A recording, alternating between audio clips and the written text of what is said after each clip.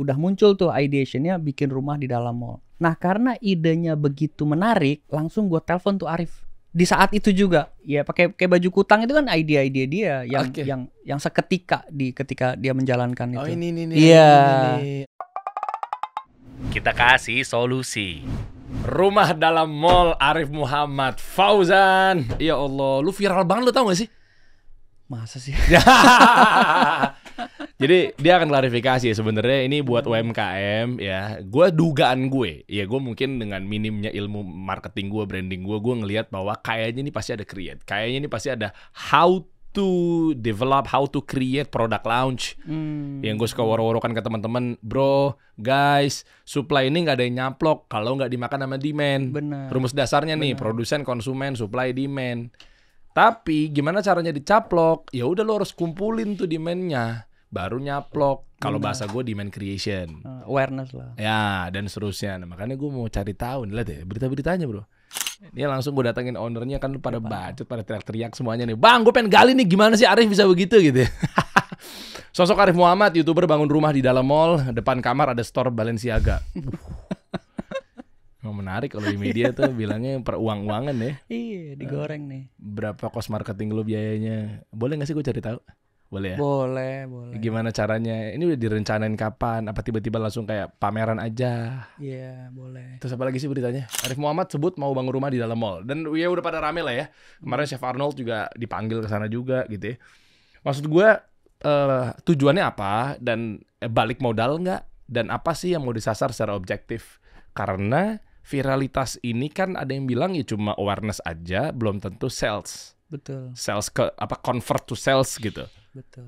Nah, namun strategi apa yang lu pakai, yang ujung-ujungnya juga sebenarnya ya jujur ya kalau pandangan gua ya jualan interior design anyway gitu loh. Yes.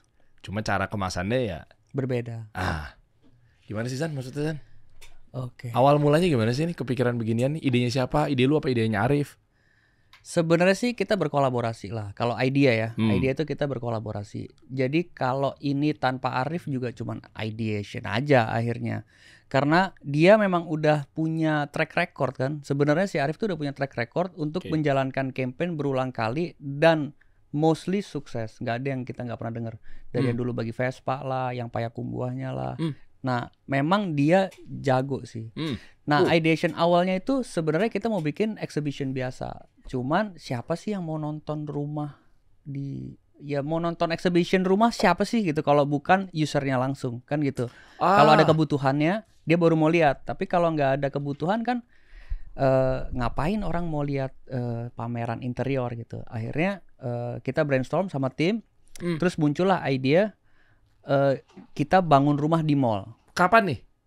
Itu kira-kira ya kayak September tahun lalu lah. Jadi dari lifetime desainnya udah kepikiran September tahun lalu tentang rumah dalam mall ini udah kepikiran. Gue pikir pas Arif ngetap. Belum. Jadi kita mau bikin campaign O2O dari online yang kita biasanya jualan online mulu ke offline. Tapi mesti dicari bridgingnya. Jadi offline activation ditarik ke online. Arahnya ke sana, ideation awalnya. Nah terus dari salah satu tim bikin exhibition rumah di dalam mall. Itu di September. Kan kita ngomongin buat 2024. Jadi kan kita September, Oktober. Kuartal 4 tuh kan kita udah ngomongin apa yang mau kita kerjakan di 2023 akhir. Kuartal 4 itu kita udah udah mau bikin apa yang mau kita lakukan di 2024. Jadi di akhir kuartal itu udah muncul tuh ideationnya bikin rumah di dalam mall. Nah karena idenya begitu menarik, langsung gue telepon tuh Arif. Di saat itu juga. Kenapa Arif? Karena ada gue. Apa urusannya? Nah karena kebetulan waktu itu gue lagi bareng sama dia di Payakumbuhnya dia. Jadi terus gue kepikiran ini kayaknya kalau yang ngerjain Arif baru greget nih. Gue telepon lah Arif. Rip, lu bisa ketemu gak? Gue sekarang 5 menit aja. Gue minta waktu lu 5 menit aja. Kan dia sibuk juga ya bro ya. Terus gue minta waktu lu 5 menit aja. Boleh gak? Boleh, datang aja ke kantor. Gue datanglah ke kantornya. Gue sampein idenya, bro. Gue lagi mau bikin exhibition. Sebenarnya exhibition biasa, tapi ini lucu nih. Kita bikin rumah di dalam mall. Menurut lu gimana? Nah, ide yang tadinya kecil berkembangnya tuh dari Arif. gitu. Kita bikin gini aja nih, gini gitu. Emang dia ini sih apa ya? Liar ya. Liar, ya menurut gua liar sih. Gininya apa? Maksud gua lu datang sebagai ownernya Lifetime Design, ya memang bergerak bisnisnya di bidang interior design gitu ya. Interior dan arsitektur ya. Ya gitu kan. Terus datang, Rif, gue begini emang udah kenal lama juga. Udah kenal ya. Dan kantor dia kita yang bangun. Oh, dari situ. Iya, kantor dia, interiornya, kantor dia tuh kita yang ngerjain. Oh, berarti ini ada hubungannya juga karena tukar atau barter value dari situ. Ada sebagian, tapi nggak fully barter value. Oke, nanti lu kasih tahu juga ya, Arif, apakah sebagai brand ambassadornya Lifetime Design atau mungkin dibayar KOL. Nanti ini ada hal menarik. Gue udah tahu sebenarnya jawabannya, tapi lu tonton sampai akhir ya. Dan kaget, maksud gue, wow, inilah pelaku ekonomi kreatif. Cara mainnya tuh begini loh, nggak melulu tentang, nantilah kita bahas ya. Datang ke sana terus diliarin sama dia, begini-begininya apa, bocorin dong. Ya kayak dia bilang, tapi bisa nggak ya gue sama direkturnya dia, mall itu tanda tangan seolah-olah kayak kita beli tanahnya. Terus nanti boleh nggak ya gue di sana pakai ini, ya pakai baju kutang, itu kan ide-ide dia yang seketika ketika dia menjalankan itu. Oh ini. Iya. Oke. Jadi emang ini orang kreatif banget sih. Oke, kenapa kutang maksud gue? Gue nggak tahu tuh otak dia itu. Literally itu bagaimana dia menjalankan peran dengan baik menurutku. Oke. Sebenarnya nyambung sih, tapi gue pengen lu jawabnya runut. Gue ada kepikiran gue kan kutang. Sementara Lifetime Design kan memang nyasarnya audiensnya kan high end ya, menengah ke atas. Mewah. Lifetime is mewah. Kok tiba-tibanya ada di mall? Maaf nih, ini sudut pandang dari marketingnya aja. Kayak nggak berbanding lurus, Zan. Kayak lu nyasar ke audiens mewah yang disasarnya kepada ke high end gitu. High end ke para menteri, rumahnya para pejabat. Mereka nggak ikutan berisik-berisik di mall.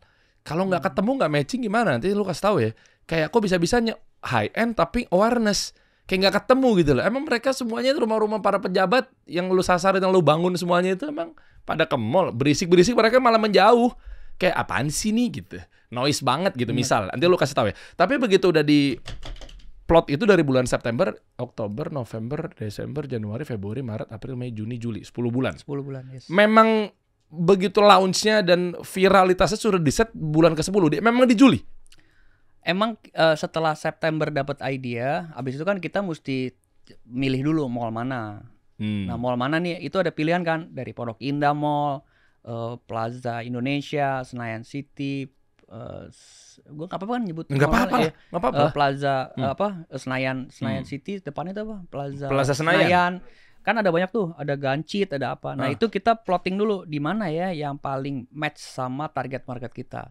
Muncullah Senayan City. Nah Senayan City kita datang dulu, gue mau bikin rumah di mall, bla bla bla, gue jelasin, oke nggak? Ternyata mahal bro. Apanya? Sewanya. Serius lah. Oh karena lu nyewa sendirian. Kalau pameran itu kan nyewanya dari tenan ya, bareng-bareng.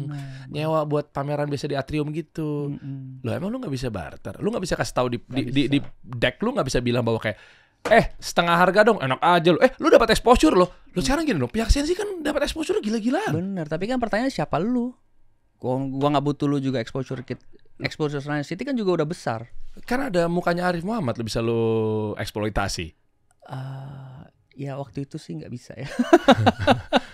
Kenapa nggak bisa? Jadi prinsipnya kita cuma sebatas mau bikin exhibition di tengah, ya biayanya segini, kalau lo mau mangga gitu doang. Berapa? Boleh tahu nggak? Nanti tanya Mas Sensi aja. Kan kalau nanya sama dia kan juga udah akan dijawab juga anyway. Ya tanya aja. 500 meter di tengah Sensi, ya lumayan sih. Dia biayanya per minggu bro. Mungkin kalau sekarang sudah melihat bagaimana kita meramaikan Sensinya, mungkin bargainingnya akan lebih baik. Mungkin. Tapi kalau kemarin kan, ya siapa lu, orang baru pertama kali bikin kok. Overpromise akhirnya kalau kita bilang bakal viral, bakal itu kan nggak ada orang yang percaya. Lu kan bisa balikin lagi kayak pandemi juga lu Amsyong, para mall nggak bisa lu gituin. Nggak bisa.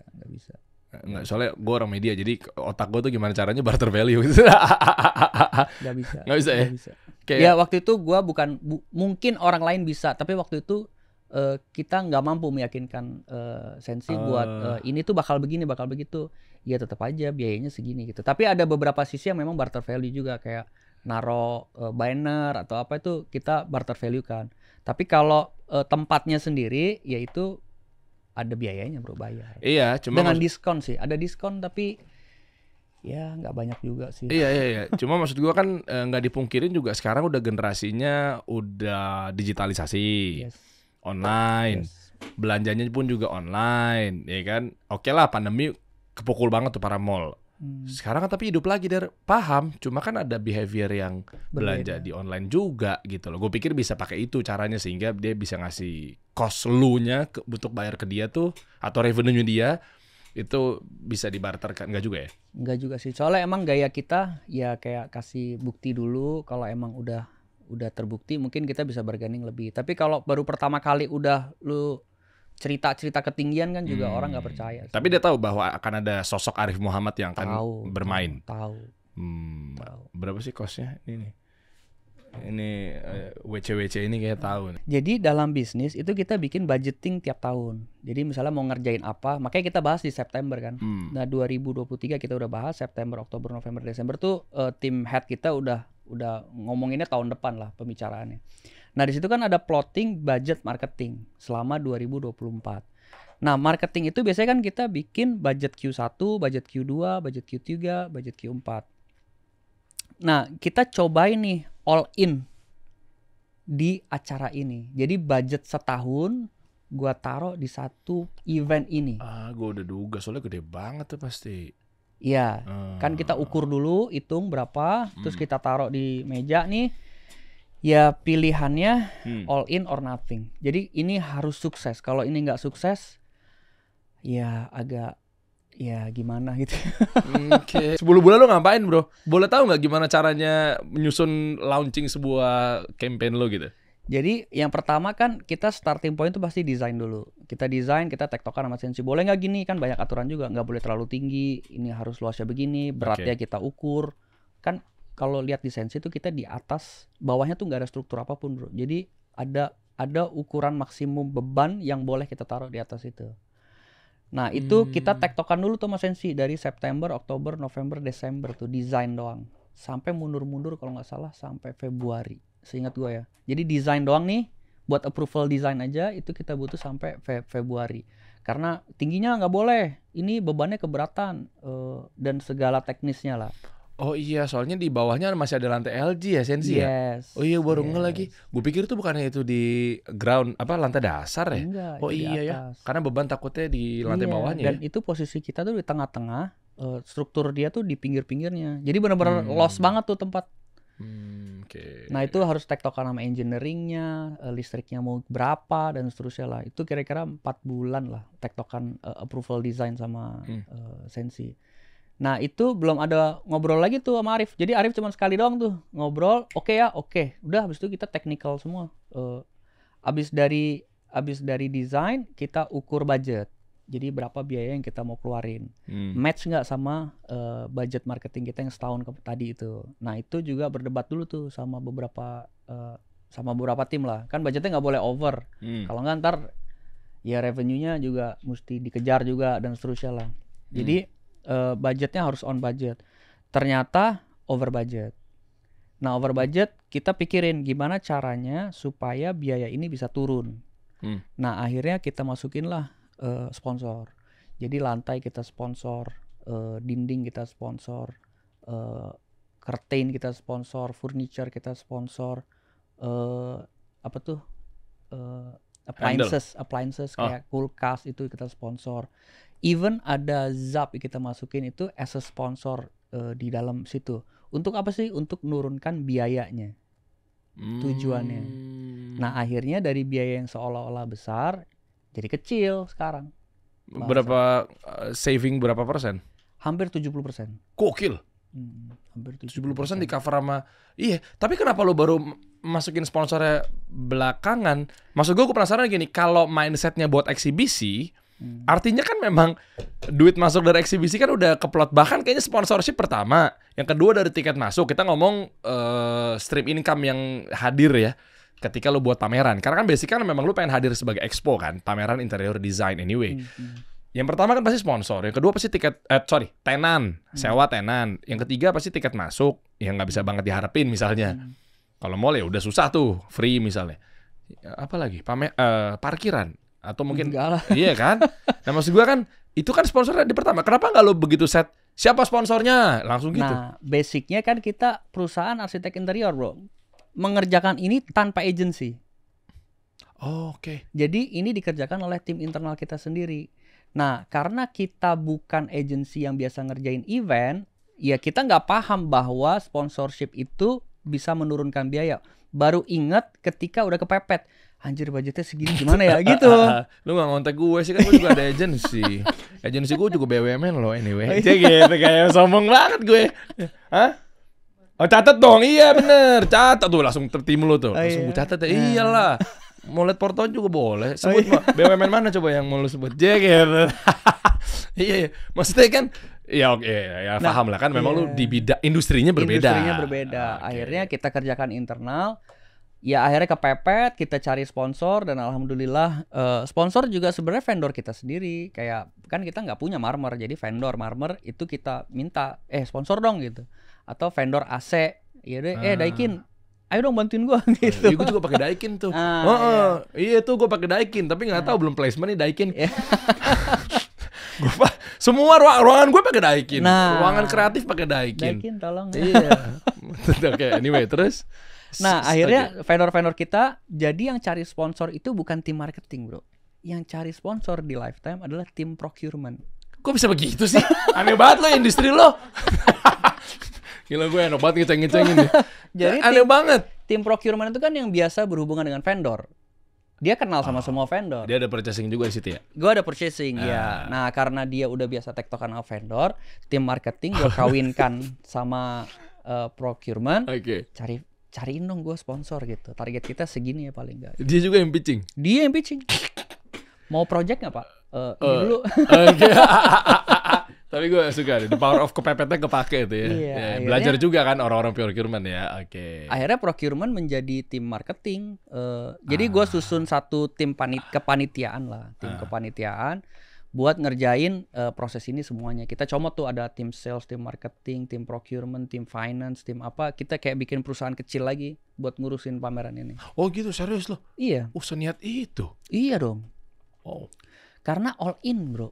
All in or nothing tadi. Jadi kalau misalnya sampai ini nggak awareness-nya nggak tercapai kan sedih juga ya. Oke. Gitu. Kalau ngomongin awareness berarti memang udah lu set nggak bahwa ini returnnya berapa, potensi cost per akuisisi dari yang closing. Bentar ya. Cost per akuisisi lu untuk dapetin satu customer berapa? Di atas 3 juta. 2 sampai sometimes bisa kalau bulan-bulan tertentu bisa sampai 7 juta, bro. Satu acquisition cost. Gede banget. Gede banget karena memang kita niche banget. Market kita tuh sangat-sangat kecil lah. Oh. Jadi udah arsitek interior, high end dan rumah tertentu dan orang udah konotasinya pakai Lifetime mahal gitu katanya. Nah jadi akhirnya secara vision kita geserkan. Emang dari awal kita bentuk Lifetime itu kita bervisi, tujuan kita adalah menormalisasi penggunaan arsitektur interior di Indonesia. Karena masih ada tanda kutip kalau pakai konsultan arsitek interior tuh mahal. Ngapain gue bayar gambar? Gue anti banget tuh gambar yang free. Jadi kalau misalnya di arsitek interior, kalau gue dikasih kesempatan ngobrol sama mereka, itu selalu yang gue tekankan pertama, gambar jangan gratis, bro. Even 5.000 perak mereka harus bayar. Disitulah kita dihargain karena desain itu sebuah karya yang harus dihargai gitu. Kenapa orang selalu di Indonesia ini selalu seolah-olah desain itu free. Nah, awareness yang kita susun ini sebenarnya bukan kepentingan kita aja, tapi kepentingan banyak orang. Kita mau menormalisasi penggunaan arsitek interior supaya hidupmu lebih baik gitu. Keren. Dia ngelibati gerakan atau mungkin komunalisme, mindset, normalisasi bahwa bangun rumah itu pakai arsitek. Ngapain? Pakai vendor aja. Gue pakai nggak butuh gue pakai arsitek. Bro, gue kasih tahu nih. Gue pernah bangun rumah di salah satu tanah gue lah. Gue bangun ini nggak paham dia. Ini gue kasih tahu deh, nggak usah pakai gambar. Ya arsitek. Nih, gue mau bangun. Pas lagi gue merintis-merintisnya nih. Mahal kan pakai arsitek kan? Mahal lah. Gue pakai langsung gue minta tolong orang yang bisa ngegambarin. Yes. Gue lempar ke mandor. Yes. Pakai arsitek ya, pakai mandor nih. Gua, Pak Mandor, bangun dong rumah gue ini. Siap. Nah, ya kan? Lu pakainya kenek nggak? Ada. Oh siap. Berapa per hari? 170 ribuan misal. Oke siap. Garap. Oke garap. Jadi, ada foto-fotonya. Jadi itu rumah tanpa arsitek. Alhamdulillah 6 bulan bocor mulu. Tahu nggak gue mau bini gue? Ya Allah. Nggak, biasanya sesimpel drama aja. Drama nggak? Hah, sangat dong. Lu tau gak? 6 bulan. Ini akhirnya gue tobat, tau gak lo? Tanpa mengecilkan, tanpa menghormati, tanpa mengurangi rasa hormat lah buat para mandor ya. Buat para tukang, buat para kenek dan seterusnya. Ya, maksud gue ini kan sementara agama kita juga berkata gitu ya lewat Nabi kita tercinta kan Rasulullah SAW serahin sama ahlinya, beliau katakan seperti itu. Maksud gue kolaborasi gitu, yang Kang Gambar sama Kang Semen kolaborasi. Bener. Gue pikir bisa bro, 6 bulan gue drama, lebih malah 8 bulan kayak gue bini gue. Itu bangunan kecil tuh, kalau bangunan gede bisa bertahun-tahun. Iya. Terus bocor lah, terus dari lampu netes-netes, kan ngeri ya. Terus yang lebih parahnya lagi lantai gue, keramik ya, gue nggak anget tuh. Anak gue main sepeda di bawah gitu kan, tiba-tiba bunyi cedak, dak. Apaan ya? Apa dari sepedanya gitu kan, dalam plastik gitu, dak. Gue cek, alhamdulillah tuh bro, ada yang naik satu keramiknya, nongol. Gue injek kalau nggak bisa gitu ya, gue pikir bisa dipaksain. Itu dramanya tuh bro. Nah, dalam pembangunan itu ada 3 orang yang berkecimpung. Ada arsitektur, ada interior design, ada construction. Nah, ini harus bekerja sama. Bisa jadi constructionnya nggak bagus kayak tadi lu bilang naik turun, itu bukan salah arsitek juga, bukan karena lo nggak pakai interior juga, tapi karena memang kontraktornya tidak berkualitas gitu aja kita bisa 3 bilang. nih ya matriksnya ya, satu kontraktor. Ada kontraktor, ada arsitek dan ada interior. Nah tugas arsitek dan interior itu sebenarnya membuat nyaman penggunanya. Jadi untuk mengoptimalisasi tanah yang lo punya supaya lebih optimal itu fungsinya di arsitek. Untuk looks-nya lebih baik. Terus kamar lo posisinya benar, cahayanya benar, udaranya benar, itu di arsitektur.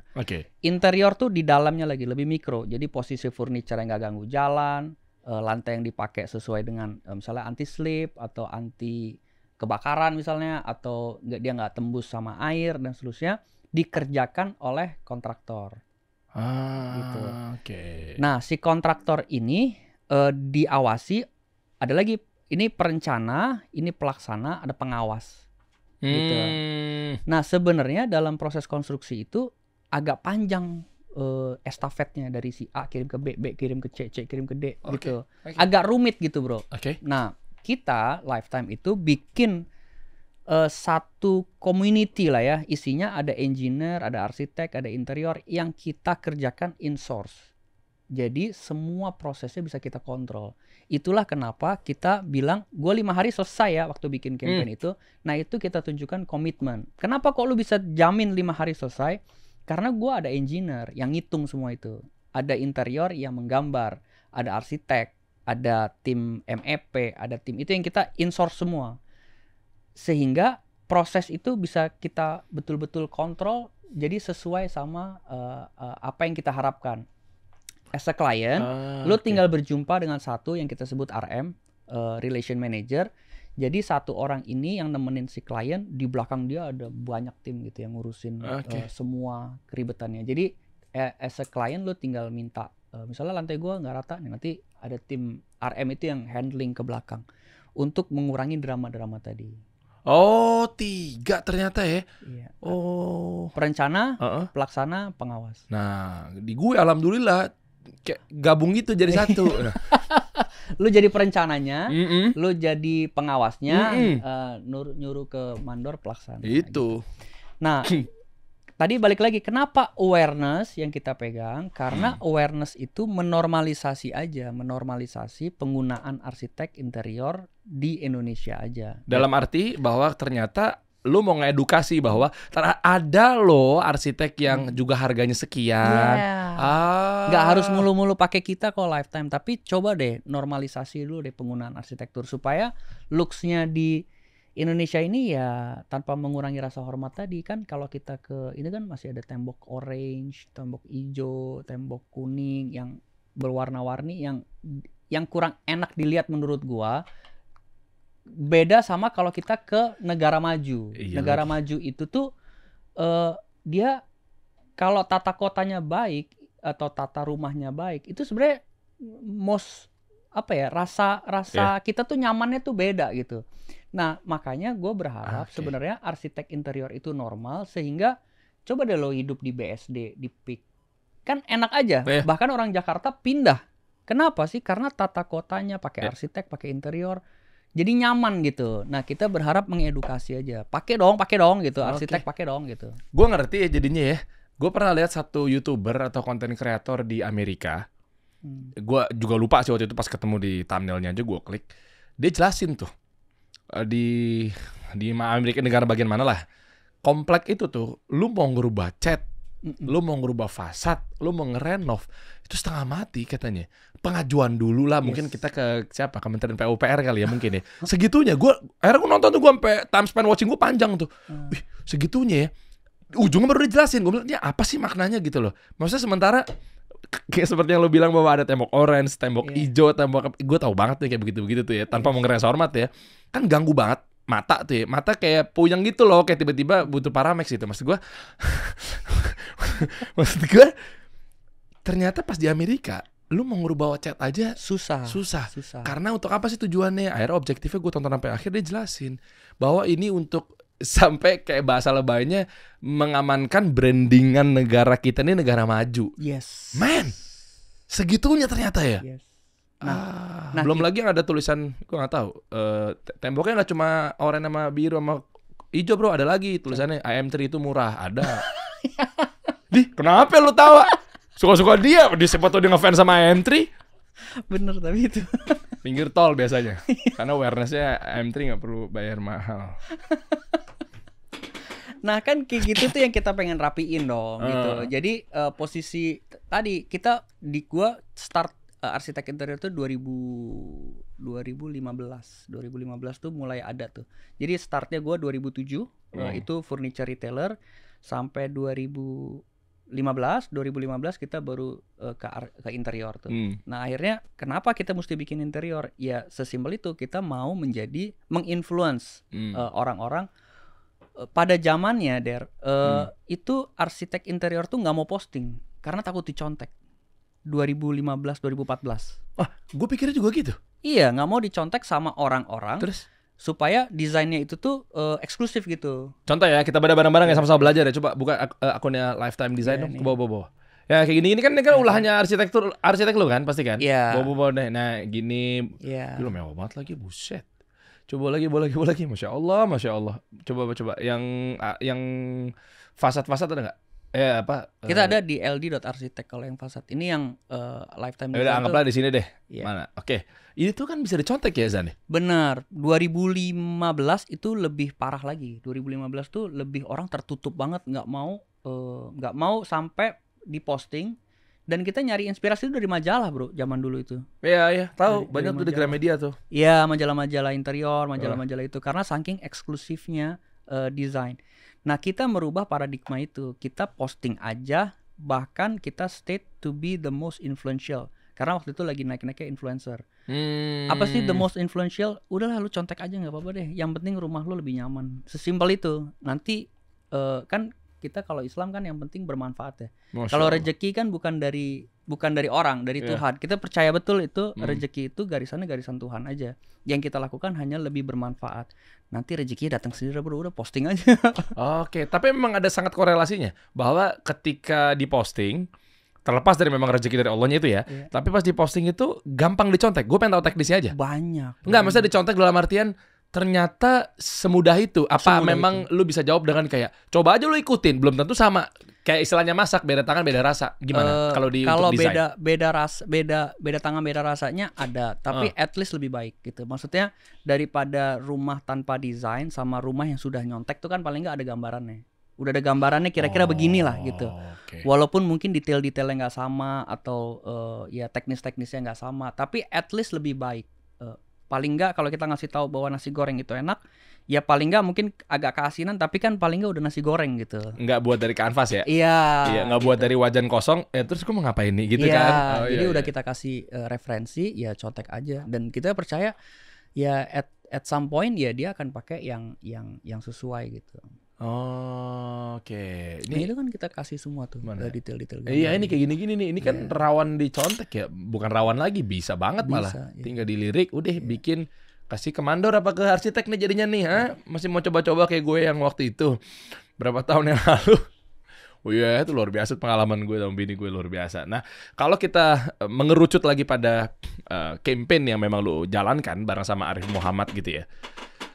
Setelah memang lu dapat normalisasinya, kira-kira agak sedikit teknis di bisnis ya bro, dari awareness dan seterusnya, masa iya lu cuma sekedar pengen normalisasi? Maksudnya sebaik-baiknya manusia untuk bermanfaat buat orang lain itu betul, tapi kan pasti kan lu harus ada berbanding lurus sama sales dong. Setelah lu woro-woro dan berisik-berisik dan ramai-ramai gitu di sensi dan lain sebagainya, apalagi sampai Sabtu besok ya. Ini tayangnya mudah-mudahan sih kita syuting besok langsung tayang, editor gue nih ya.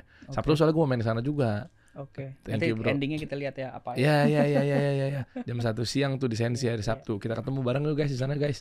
Gitu. Nah maksud gue penasaran aja sih, apa memang lu bakar aja nih duit, atau lu sama tim lu tuh juga pikirkan bahwa tetap ada target, bahwa salesnya sekian lo gitu.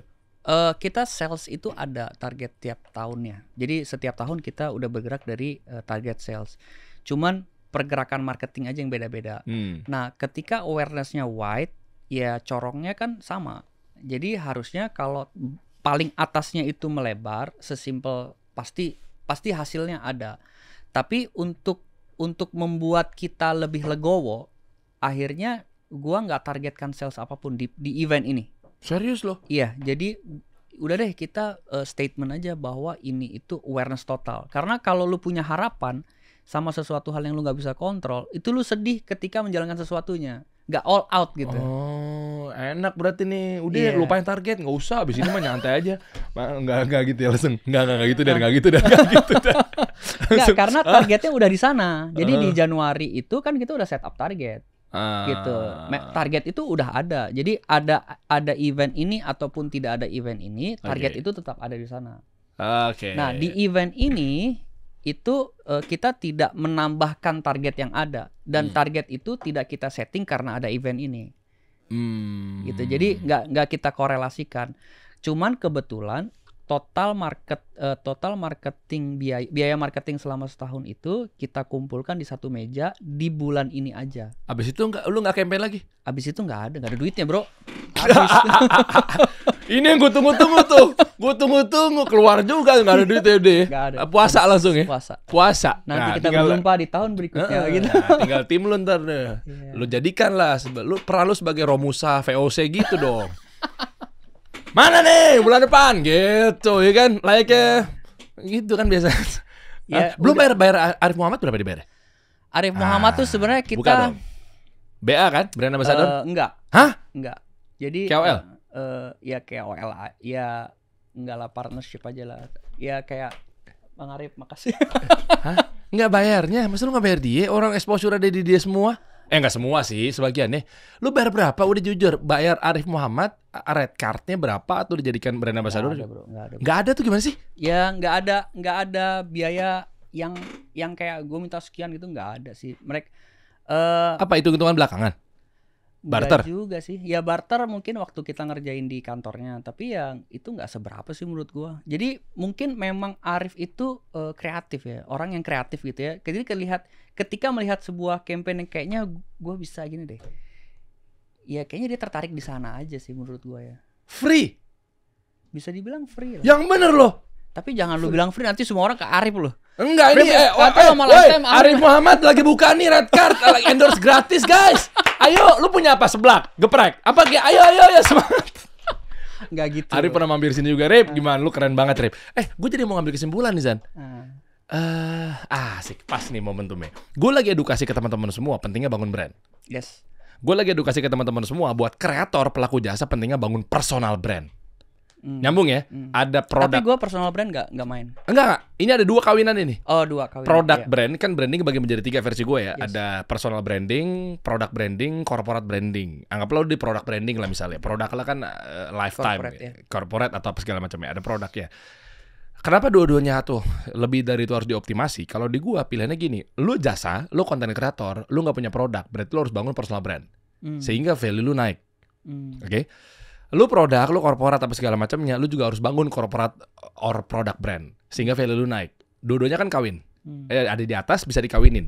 Nah ini lagi mau edukasi, gunanya kasih solusi buat ke teman-teman semua. Lihat deh, ketika dua-duanya saling naik value-nya, oke? Ada potensi barter value. Oke, nah, artinya kenapa let's say berangkat dari lifetime dulu deh. Kenapa dia nggak keluarin biaya marketing buat kreator, influencer yang value-nya di sini? Atau yang kedua, kenapa kreator juga nggak minta bayaran ke produk or corporate brand yang value-nya di sini? Ketemunya di tengahnya adalah pentingnya bangun brand.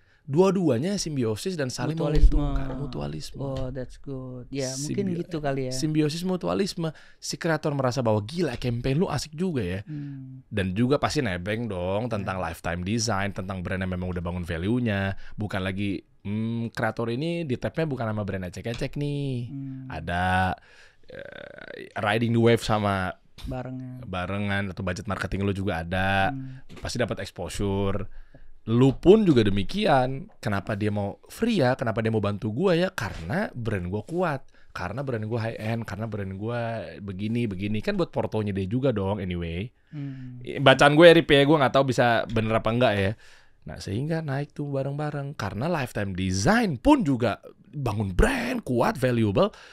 Arif Muhammad pun juga valuable. Yes. Simbiosis mutualisme. Itu sih kalau gue lihat. Nah ini maksud gue kalau lo mau tapi tadi gue besok sebutkan. tiba-tiba dikasih invoice lo ya. Oh jadi gue nanggung. Terus gue diserang lagi tadi sama geprekers sama seblakers gitu. Guys, maksud gue tuh lagi sarkas ke lu pada nih. Gue gak nyebutin brandnya, gue nyebutin industrinya ya. Lu yang punya geprek, lu punya seblak, lu punya bakso, siomay, bangun brand, kuatin, branding value gitu. Buat nanti lu dapetin Arif Muhammad gratis, Raffi Ahmad gratis, misal. Siapa lagi coba Panji Pragiwaksono gratis, Deriansa bayar. Dikira nih gue minta bayar. Itu bro maksud gue. Ya tapi ya itulah.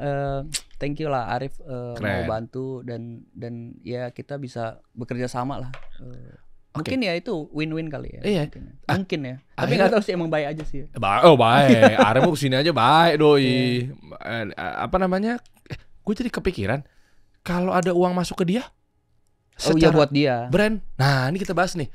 Kan ada banyak brand, ada banyak media. Lah terus kan nggak menutup kemungkinan. Tadi lu sebut siapa? Daikin ada sana. Ya. Daikin oke.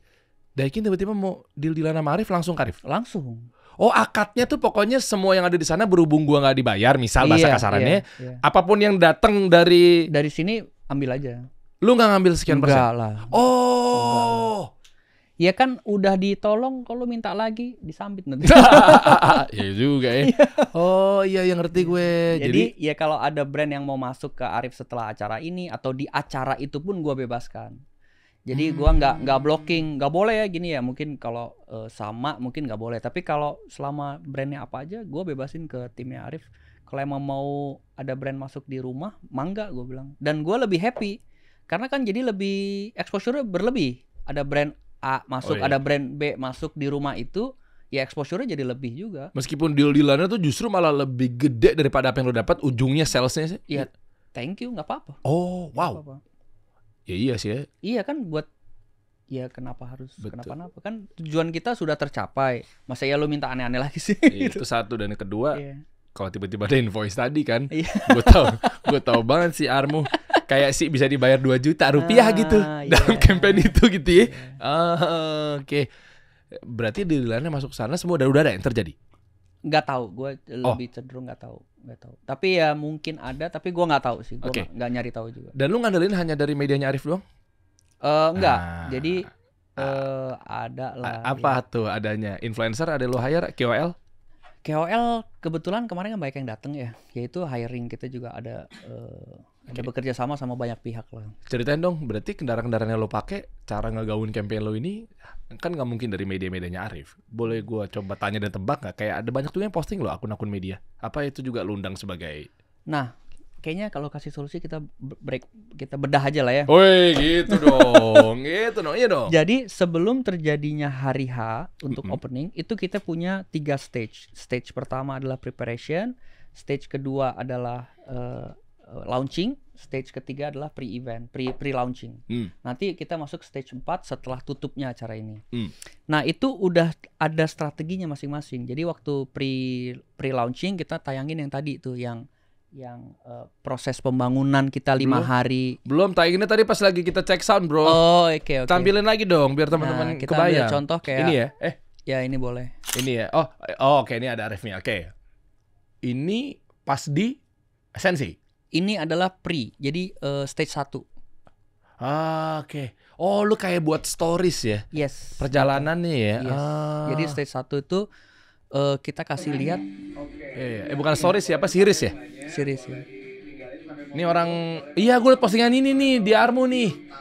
Ini orang Sensi kan? Ini orang Senayan City-nya kan? Nah, itu Gile. totally Arif tuh yang membuat Layout. apa namanya, storyline-nya. Dia datang ke Sensi. Oke. Terus dia ada masalah di apa tuh? Jadi kan awalnya dia bangun Penthouse. Abis itu muncullah komen, baru di atas mall aja bangga, bikin dong bang di dalam mall. Itu Arif total tuh. Iya. Itu Jadi, demand creation kalau di marketing itu. Iya. Dia create demand dulu tuh sebelum kita launch. Oke. Iya, dia yang bikin sendiri, terus dia datang ke Sensi itu dia sendiri. Jadi kita munculkan 2 point of view yang berbeda. Point of view-nya Arif sebagai klien, point of view kita sebagai kontraktornya. Oke. Dan uniknya adalah sampai produk ini launch, orang nggak ada yang tahu kalau ini tuh arsitek interior kontraktor lagi campaign. Wah, gokil. Sampai launchingnya pun itu masih banyak orang yang bertanya-tanya, ini brand apa sih? Oh ya? Iya. Tapi kan di depan ada tulisan lifetime design yang begitu si Arif Muhammad lagi ini, kenapa sih orang-orang jadi pada di depan rumah gue gitu? Iya. Kan ada tulisannya. Gue ngeh. Ya kalau gue mungkin sebagian orang-orang yang memang basic marketing media tuh gue ngelihat dari penthouse terus ngambil keresahan dia cerita bahwa yaudah di screenshot rumah dalam mall. Gue udah duga, cuma gue gak tahu brandnya siapa. Tapi begitu di dalam ada tulisan kecolong lifetime design. Gila, call to actionnya ke situ rapi juga nih lifetime ya. Gue mikirnya gitu. Emang sampai launching pun orang nggak sadar, mungkin karena nggak biasa. Nggak biasa brand arsitek interior melakukan campaign. Mungkin kita yang melakukan campaign model beginian satu-satunya kali. Biasanya pameran kan. Biasanya pameran. Izin, nggak maksud jelek. Santai aja, aman. Maksudnya kan cuma emang jadul aja sih. Konvensional. Keren juga pameran-pameran. Nanti kan tinggal halo kakak. Ini kan pameran juga sebenarnya. Pameran juga, tapi lu kan lu akuisisi semua tuh. Yes. Satu layout apa sih Atrium itu. Makanya lu cover biaya 500 sampai 1 miliar sewa di situ ya. Biasanya kalau gua sebagai IO kan hidupnya dari tenan. Ini kan gak ada tenan ya, kita sendirian. Jadi kalau ngomongin budget ya memang besar, tapi kita kontrol, masih dalam kontrol lah, masih dalam koridornya budgeting. Jadi kita punya budgeting, kita kontrol, kita cari sponsor, kita kecilin. Ya masih dalam koridornya lah. Oke, itu lanjut tuh. Berarti storyline Arif. Kalau storyline lu berarti apa? Lu ngundang siapa buat ngeramein ini? Nah itu kan tadi Arif tuh bikin cerita. Dari sisi kitanya, kita susun stage 1 itu udah ada sekian media yang akan tayangin. Nanti waktu launching kita udah susun juga berapa media yang bakal tayangkan. Oh, berarti KOL-nya dari media-media. Iya, jadi kalau kita searching sebenarnya rumah dalam mall itu banyak tuh. Kita udah ya ada yang paid lah ya, paid media, tapi it's okay kan ad spend juga paid juga gitu. Iya, ini ada paid media sebagian. Nah, sisanya itu karena menurut gua karena judulnya bagus sih, rumah di dalam mall tuh kayak ke-trigger gitu orang. Nah akhirnya yang organiknya banyak tuh naikin. Si Arif bikin rumah di mall, apalagi Arif gitu kan, orang udah ya udah tahu lah kalau emang dia banyak auditor ke rumahnya dia kan. Yes, newsmaker juga sih. Jadi karena judul Arif, akhirnya ditarik banyak media organik yang ngangkat. Ya akhirnya lumayan viral. Wow, bukan lumayan sih, gede sih menurut gue ya untuk di segmentasi itu ya. Dari judul siapa yang bikin? Rumah dalam mall tuh dari ya tadi yang gue bilang lagi meeting kita bikin rumah di dalam mall aja. Tim lu berarti ya, Iya. tim apa kreatif atau Iya. agak kaget juga sih kalau tiba-tiba keluar dari tim procurement gitu. Enggak. Ya? Rumah di dalam mall, tapi di sini kan karena branding kita namanya The House Within. Jadi mereka serentak H- sekian atau hari H itu nge-post bahwa ada rumah dalam mallnya Arif Muhammad nih. Dengan angle-nya berbeda-beda atau lu punya satu template yang memang template yang sama. Contoh video atau foto? Video terakhir, coba lihat. Boleh dong, lihat dong. Ini buat bahan edukasi juga buat teman-teman pelaku usaha atau ekonomi kreatif. Ini. Nah, ini yang kita blast. Oke. Ini diposting di media-media atau di KOL atau endorse ya? Nah, ini jadi kita ceritain pembangunannya sampai rumah jadi. Ini yang ditarik ke. Oh, wow. 580 orang bro kerja. Apanya? Yang pekerja itu. Keneknya apa? Tukangnya. 580. 580. Lah kan berapa luasnya sih? 400 meter. Berarti kalau diaplikasikan ke rumah tanam 400 meter tuh bisa juga begini dong? Enggak. Hah? Ya bisa kalau budgetnya mau bayar sekian kali lipat. Oh, paham. Kan dalam construction stream itu kan ada budget, budget kualitas sama time schedule. Ya kalau lu pilih dua, mau cepet, murah, mahal. Oh, paham gue. Mau murah, cepet, nggak bisa bagus. Mau bagus, cepet, nggak bisa murah gitulah. Ya. Kalau semuanya ya berdarah-darah ya. Berdarah-darah. Biasanya sih kalau udah cepet tuh ya korelasinya either mahal atau nggak bagus. Di luar dari pergimikan dan campaign ini, kalau memang mendirikan rumah plek ketiplek, designingnya dan seterusnya itu begini, berapa bangun rumahnya? Siapa tahu teman-teman ada terinspirasi dari rumah lu yang dengan urusan pergimikan ini ya. Sebenarnya bisa di tempat tinggalkan juga bisa dong. Bisa. Tinggal mungkin masalah materialnya apa segala macam ya. Ini secara dunia nyatanya deh. Secara rumah benerannya, bukan yang di dalam mall. Nah, balik lagi ke perencana pelaksana tadi. Perencana pelaksana pengawas. Dalam proses perencanaan, itu semua ada hitung-hitungannya bro. Jadi tidak sesimpel tadi, tunjuk mandor, pasang bata, itu enggak. Kita punya namanya time schedule, ada curve-nya, dan itu ketahuan kapan ending dari proses itu. Nah, yang kita jagain adalah proses schedule itu tadi. Jadi misalnya kita bilang, ini 6 bulan ya 6 bulan harusnya sih selesai. Nah, yang kita campaign-kan itu ada care tadi, komitmen. Jadi ketika kita menjanjikan 5 hari, kita betul-betul upayakan supaya 5 hari itu selesai. Oke, satu-satu kita bahas ya. Nih, di ujung obrolan nih. Care, ini kan di highlight story lo ini kan. C-nya? C itu komitmen. Oke. Jadi kita punya brand apa tuh istilahnya? Brand apa? Brand promise. Oke. Itu namanya brand promise. Kita sebut care, commitment, accurate, responsive, efficient. Komitmen itu artinya kita ketika membuat tadi schedule yang kita hitung-hitung itu, kita berkomitmen untuk selesaikan atau berkomitmen untuk sesuai dengan apa yang kita janjikan. Wah, keren. Oke. Akurasi artinya segala hal kita ukur supaya tetap pada koridornya lah akurasi. Responsif itu kita berharap kita punya SLA. Jadi ada setiap pekerjaan itu ada service level agreement-nya. Jadi kita misalnya kayak balas chat tuh harus paling maksimal sekian menit. Kalau ini tuh procurement harus kerja sekian hari, itu udah kita susun semua tuh. Service level agreement-nya. Efficient itu kita punya tim MEP, sipil, carpenter, painter, ada retailers, kita punya toko furniture juga, dan itu integration dalam satu company. Sehingga harusnya kalau kita punya pabrik sendiri dan mengerjakan sendiri, harusnya mah lebih efisien dong daripada kita vendor-vendorkan gitu. Nah, yang kita vendorkan cuman paling 20% dari total pekerjaan. 80%-nya masih dalam kita sendiri gitu. Serius juga ternyata lifetime di Zendo. Berapa lama sih bro? Dari 2007. 2007. Generasi kedua? Enggak, gua baru lulus kuliah. Gua masih kuliah itu udah bekerja. Lalu lulusan mana? Banking school gua. Apa hubungannya? Kemari? Ya mungkin salah jurusan aja ya. Dari dulu gue suka banget ngedesain. Lunya? Guanya suka banget ngedesain, tapi ya dari zamannya orang tua, udahlah ekonomi aja. Kalau mau ngapain sih desain gitu. Akhirnya gue lulusannya ekonomi. Tapi justru itu gue syukuri.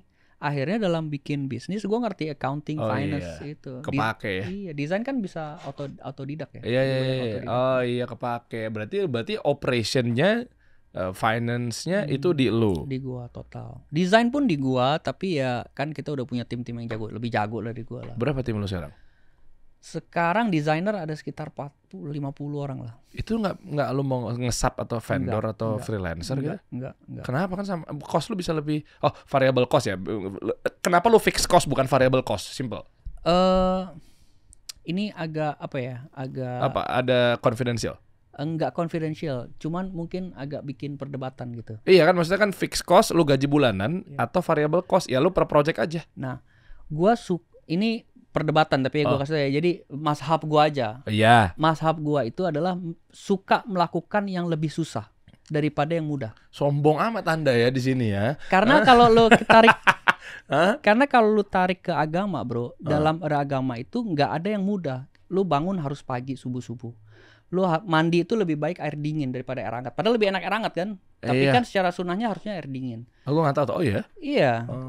Terus banyak hal yang lu minum harus seteguk-seteguk. Padahal lebih enak kan gitu kan. Ya, okay. Banyak hal di agama itu mengajarkan yang tidak enaknya itu lebih baik daripada yang enaknya. Jadi ketika gue nyusun sebuah perusahaan ini, gue lebih banyak mencondongkan sama sesuatu hal yang lebih sulit daripada yang lebih mudah. Oke.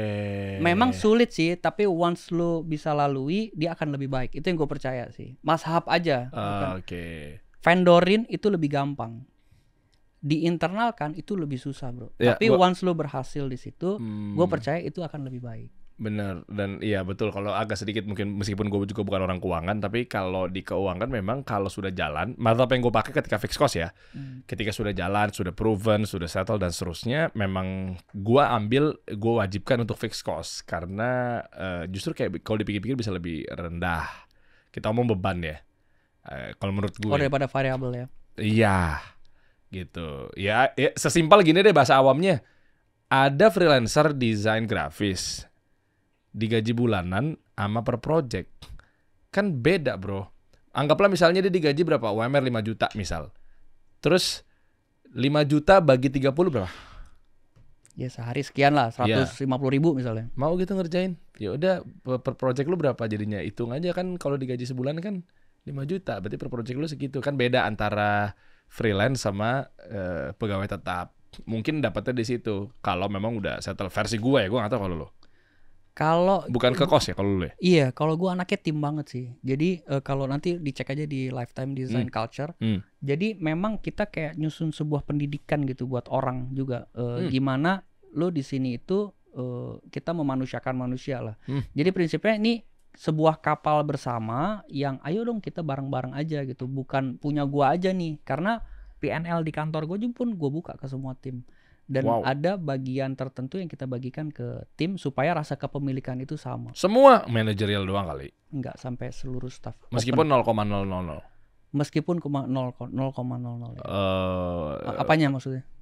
Yang dia dapat ini revenue share apa profit share? Profit share. Oh, profit ya, udah kelar semua beban dia dapat meskipun profit share-nya 0,00 sekian. Tapi kan yang kita kejar selalu kan dampak ya. Kalau ngejar duitnya emang gak ada ujungnya, bro. Iya. Gitu. Tapi kan kalau kita ngejar dampak juga gak ada ujungnya, tapi lebih menyenangkan daripada merasa memiliki juga ya. Iya. Mantap.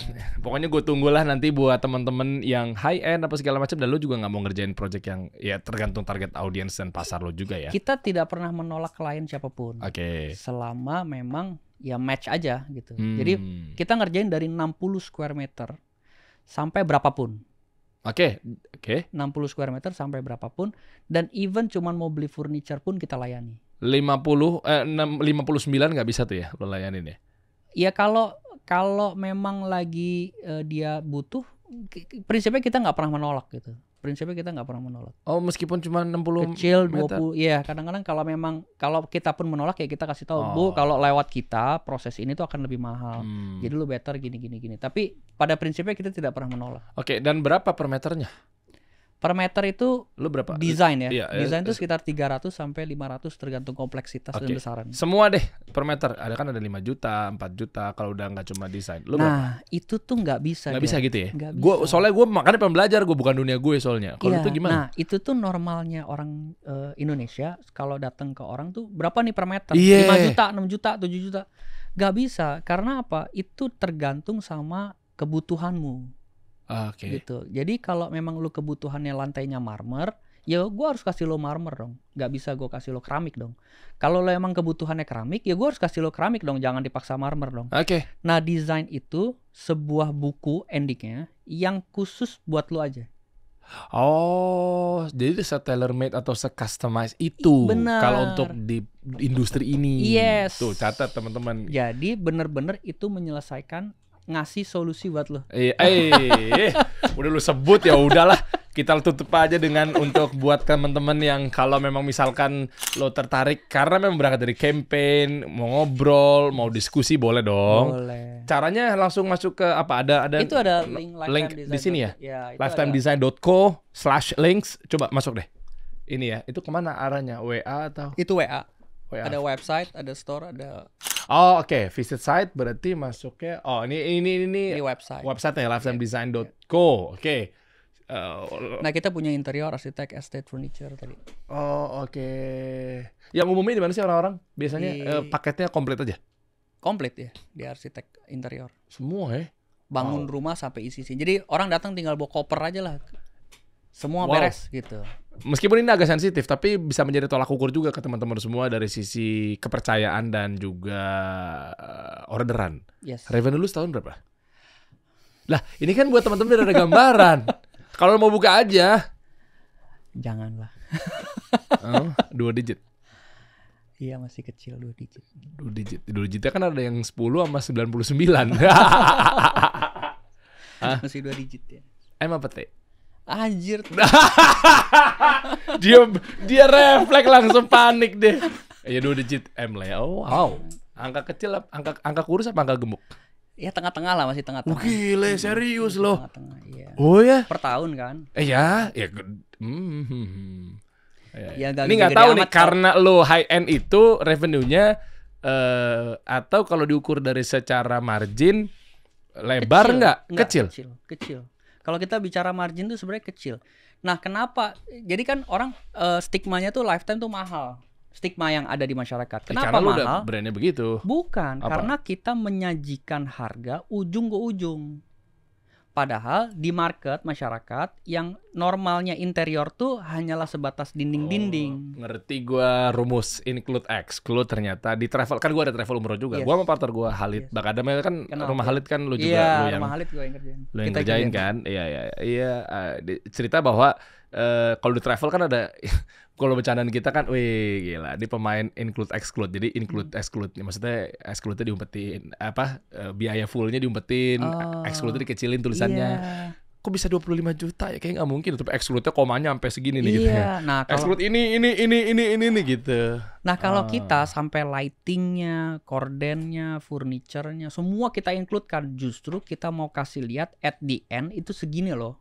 Nah, kalau kita mau bicara budget, ini yang kita rubah-rubah. Kita yang kita turun-turunin karena ujung-ujungnya pakai siapapun ya pasti di situ.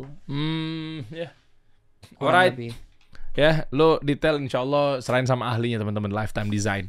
Ada di sini link lifetimedesign.co, lo tinggal masuk, WA juga bisa masuk dan seterusnya. Tapi kan biasanya ini ya udah full ya. Kalau udah segede lo ya. Enggak. Bisa langsung lo kerjain? Bisa langsung dikerjakan. Kita bisa mengerjakan segera ataupun panjang. Jadi bener-bener kita tuh ngatur sesuai kebutuhan lo. Lo butuh pakainya kapan?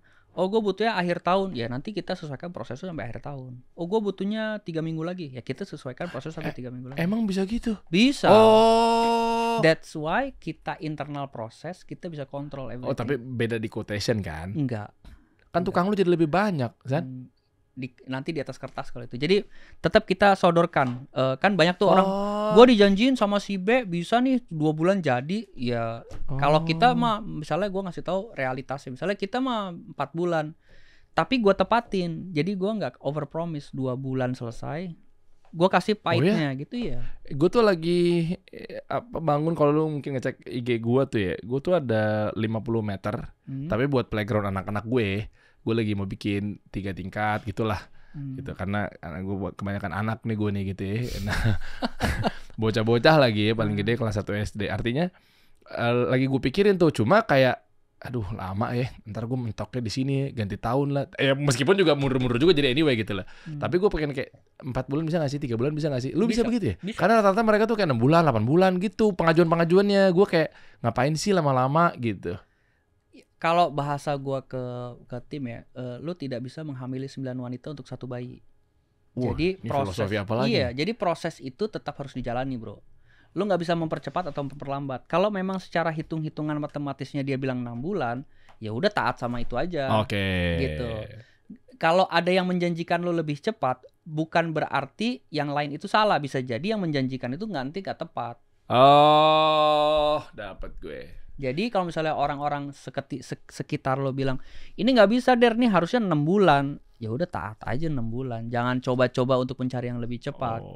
Nah kalau kita akan sampaikan apa adanya. Misalnya nih gue mau bangun gedung 12 lantai. Ya pasti kita ukur, oh ini kira-kira time schedule sekian lama gitu. Alright. That's why kita sebutnya komitmen. Ada di C itu ya, pilar C ya. Iya, bukan kita menjanjikan sesuatu hal yang tidak bisa kita tepati. Wih, gitu. Kita tunggu saja sampai ketemu hari Sabtu teman-teman ya. Sabtu mampir ya. Sabtu mampir insya Allah. Ya. Gue mampir. Lu udah di situ kan jam berapa? Ada, gue standby. Dari? Gue Ya biasanya sih kalau ada acara keluar jam 12, jam 1 udah balik. Boleh. Nanti kita kontak-kontakan deh. Siap. Penasaran gue. Ada Armu nggak? Armu Sabtu insya Allah ada. Oh, kita lagi ada mau manggil itu ya, kayak apa band ending lah buat ending akustikan di situ. Oke. Dan hari ini ada siapa di Sensi Nine City? Di Sensi jadwalnya secara schedule Raffi insya Allah hari ini. Raffi Ahmad hari ini. Insya Allah. Oh iya, ini tayangnya kan besoknya. Yaudah. Kemarin lu nonton Raffi nggak? Nah. Gitu ya. Atau hari ini juga. Pejabat masa nggak ada yang mampir? Sandi, Bang Sandi. Bang Sandiaga Uno, Mas Menteri. Yes, insya Allah. Mewah emang nih lifetime nih. Oh ya. Mudah-mudahan datangnya. Oh ya. Gue juga berdoa supaya datang sih. Amin. Bang Sandi. Iya. Siang. Bang Sandi jam 6 kayaknya. Jam 6 ya. Dan katanya ada gebrakan, tapi sorry gue nggak bisa ngasih tahu karena ini masih confidential tadi di belakang kamera ya. Tunggu aja kan ada campaign berikutnya lagi bareng sama seseorang. Mudah-mudahan. Tapi ya gue agak takut sih kalau campaign mulu ya. Tapi kalau lo yang bilang tadi sebut nama orang itu gede banget loh. Iya mudah-mudahan. Mau barter? Insya Allah. Gede banget loh orang itu akan ada di tahun depan. Insya Allah. Jadi kita pengen itu sebenarnya balik lagi campaign yang kita tekankan terus tuh menormalisasi arsitektur interior di Indonesia. Iya. Yuk arsitek kalau mau bareng boleh, gue membuka untuk kolaborasi, membuka untuk itu, datang aja mangga. Udah pada tahu belum? Gue udah tahu duluan. Udah tahu juga temen lu. Gue udah tahu juga dong duluan campaign tahun depan. Udah tahu belum? Udah di spill duluan nih. Boleh di spill nggak sih? Gue gak tahu. Jangan nih. Jangan nih. Karena belum tentu kan tuh hanya rencana.